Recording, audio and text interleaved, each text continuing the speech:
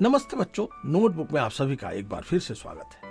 आज हम आप सभी के समक्ष उपस्थित हैं एक नए पाठ के साथ, जिसका शीर्षक है अपठित काव्यांश।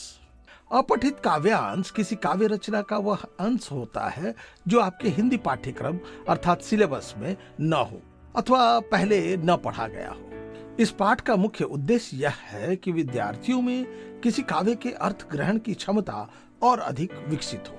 साथ ही इससे विद्यार्थियों में लेखन शैली का भी अद्भुत विकास होता है।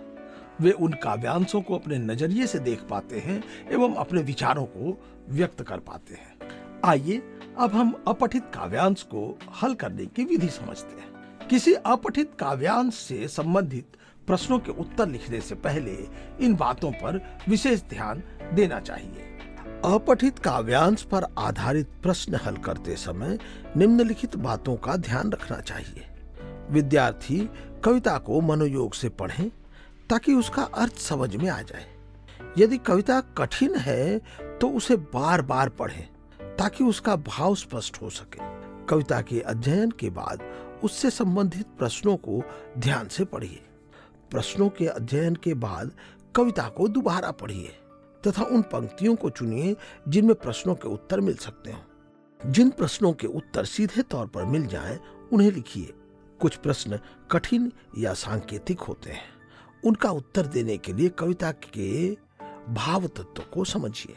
प्रश्नों के उत्तर स्पष्ट होने चाहिए। प्रश्नों के उत्तर की भाषा सहज व सरल होनी चाहिए। उत्तर यथासंभव अपने शब्दों में लिखिए। प्रतीकात्मक व लाक्षणिक शब्दों के उत्तर एक से अधिक शब्दों में दीजिए। इससे उत्तरों की स्पष्टता बढ़ेगी। तो आइए अपठित काव्यांश का एक उदाहरण देखते हैं। चिड़िया को लाख समझाओ कि पिंजड़ी के बाहर धरती बहुत बड़ी है, निर्मम है। वहां हवा में उन्हें अपने जिस्म की गंध तक नहीं मिलेगी। यूं तो बाहर समुद्र है, नदी है, झरना है, पर पानी के लिए भटकना है। यहाँ कटोरी में भरा जल गटकना है। बाहर दाने का टोटा है, यहाँ चुग्गा मोटा है। बाहर बहेलिए का डर है, यहाँ निर्द्वंद्व कंठ स्वर है। फिर भी चिड़िया मुक्ति का गाना गाएगी। मर जाने की आशंका से भरे होने पर भी पिंजरे में जितना अंग निकल सकेगा निकालेगी। हरसों जोर लगाएगी और पिंजरा टूट जाने या खुल जाने पर उड़ जाएगी।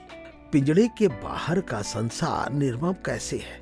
पिंजड़े के बाहर के लोग बहुत ही कठोर तथा निर्मम हैं। यह संसार हमेशा कमजोर को सताने की कोशिश में रहता है। यहाँ सदैव संघर्ष चलता रहता है। इस कारण वह निर्मम है। पिंजड़े के भीतर चिड़िया को क्या क्या सुविधाएं उपलब्ध हैं? पिंजड़े के भीतर चिड़िया को पानी, अनाज, आवास तथा सुरक्षा उपलब्ध है। कवि चिड़िया को स्वतंत्र जगत की किन वास्तविकताओं से अवगत कराना चाहता है?